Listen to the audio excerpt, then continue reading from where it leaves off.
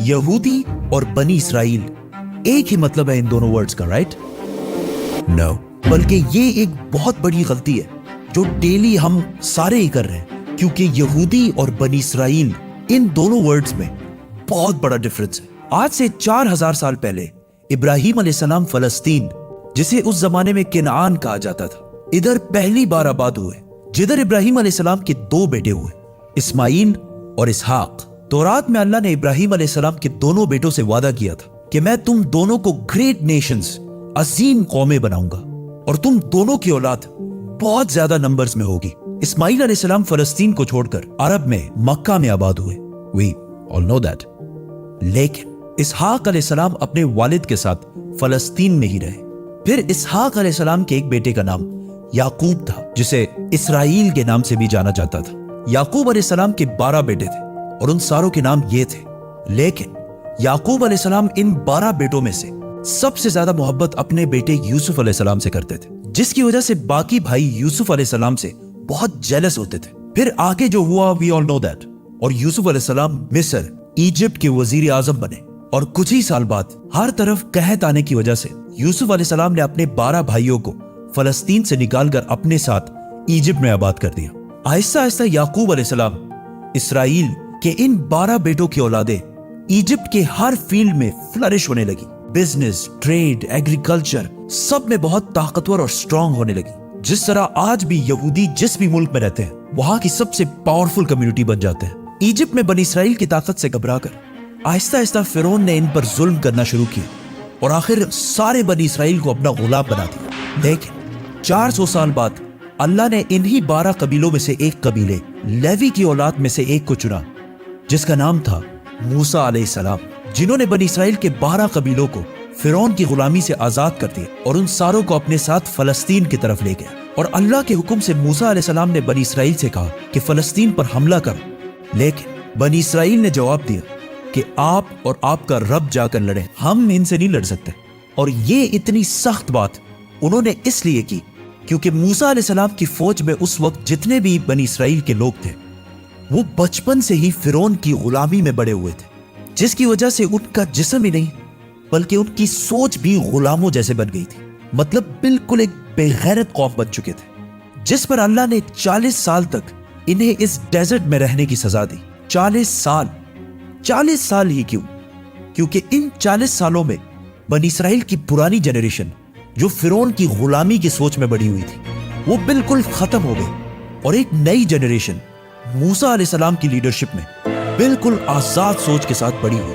और आखिर बनी इसराइल के इसी नई जनरेशन ने फलस्तीन और जेरूसलम को फतह कर लिया। पैगंबरों की ये सारी स्टोरीज बड़े बड़े बुक्स में हजारों सालों से पड़ी हुई है, लेकिन अब कौन जाके ये सारे बुक्स पढ़े, और वो भी टिकटॉक के इस फास्ट जमाने में, और स्पेशली बच्चे। तो for that house of books has the best solution, profit series. इसमें कुरान से बिल्कुल ऑथेंटिक स्टोरीज और बहुत ही इंटरेस्टिंग तरीके से बिल्कुल आसान अल्फाज में बनाए गए। And to buy this amazing series, link is in the description. मूसा अलैहिस्सलाम के बाद बनी इसराइल फलस्तीन में बहुत साल तक रहे, लेकिन फिर इन्हें दोबारा वहां से निकाल दिया गया, जिसके बाद अल्लाह ने बनी इसराइल के 12 कबीलों में से एक कबीले यहूदा की औलाद में से एक पैगंबर चुना, दाऊद अलैहिस्सलाम, जिन्होंने जेरूसलम पर हमला करके इसे दोबारा फतह कर लिया। और उनके बेटे सुलेमान अलैहिस्सलाम ने यहां पहली मस्जिद, टेंपल बनाया।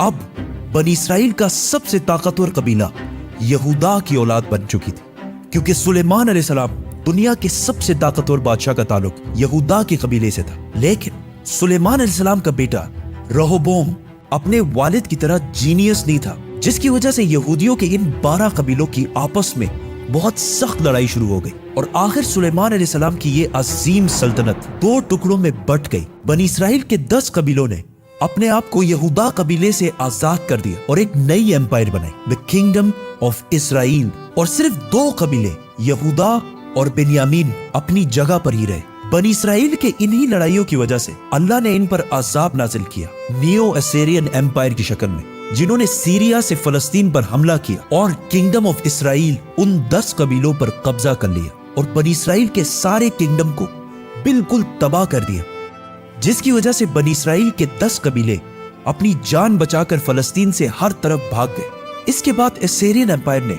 सुलेमान अलैहिस्सलाम की सल्तनत यहूदा कबीले पर भी हमला करने की कोशिश की, लेकिन वो इसे फतह नहीं कर सके।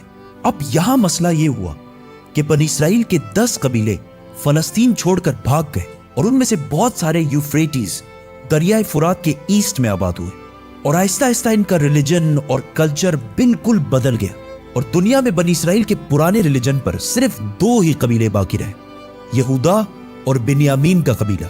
लेकिन इन पर हुकूमत यहूदा कबीले की थी, जिससे इन दोनों कबीलों का नाम यहूदा पड़ा और आज तक इसी यहूदा कबीले की वजह से हम इन सारों को यहूदी कहकर बुलाते हैं और इन्हें यहूदी ही बुलाना चाहिए, क्योंकि आज दुनिया में जितने भी यहूदी हैं ये बनी इसराइल का सिर्फ एक छोटा सा हिस्सा है। सिर्फ 2 कबीलों की औलाद है, बाकी सारे 10 कबीले ये इलाका छोड़कर जा चुके हैं। अब थ्रू आउट द ईयर्स दुनिया में बहुत सारे कबीलों ने यह क्लेम किया कि उनका ताल्लुक बनी इसराइल के उन्हीं 10 कबीलों में से है जो गायब हो चुके हैं। लेकिन दुनिया में एक कौम ऐसी है जिसका क्लेम सबसे भारी है और जिसे बहुत सारे यहूदी भी बनी इसराइल का हिस्सा समझते हैं,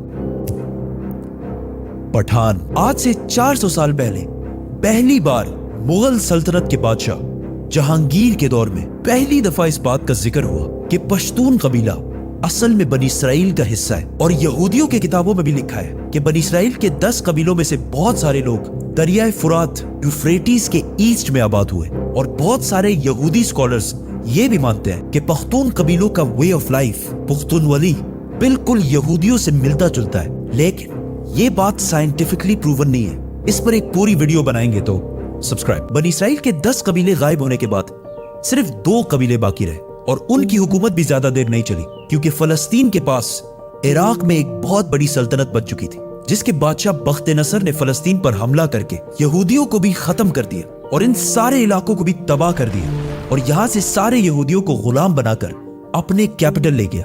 बख्त नसर ने उस टेंपल को भी तबाह कर दिया जो सुलेमान अलैहिस्सलाम ने बनाया था। लेकिन इस सब के 70 साल बाद ईरान के एक बहुत ही नेक बादशाह ने यहूदियों को गुलामी से निकालकर वापस फलस्तीन में आबाद किया और उस टेंपल को भी दोबारा बनाया जो सुलेमान अलैहिस्सलाम ने बनाया था। लेकिन 600 साल बाद एक बार फिर रोमन एम्पायर ने इस टेंपल को दोबारा तबाह कर दिया और आज तक ये टेंपल दोबारा नहीं बन सका और आज उस टेंपल की सिर्फ एक दीवार बाकी है, जिसकी वजह से पूरी दुनिया से यहूदी यहाँ इबादत करने के लिए आते हैं और ये दीवार ऐसी है जैसे मुसलमानों के लिए काबा। लेकिन अब क्वेश्चन ये है कि यहूदी इतने पैसे और इतने ताकत के बावजूद इस टेंपल को दोबारा बना क्यों नहीं रहे? क्योंकि यहूदियों का मानना है कि बहुत जल्द इनका एक मसीहा आएगा और वो पूरे बनी इसराइल को दोबारा फलस्तीन में जमा करेगा। इवन उन 10 कबीलों को जिनमें से बहुत सारे मुसलमान हो चुके हैं, उन सारों को जेरूसलम फलस्तीन में दोबारा यूनाइट करेगा और वहां से फिर दोबारा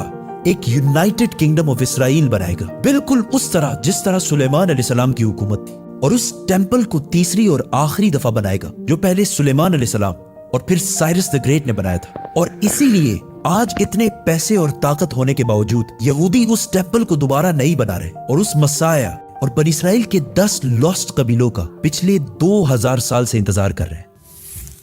house of books, link in the description.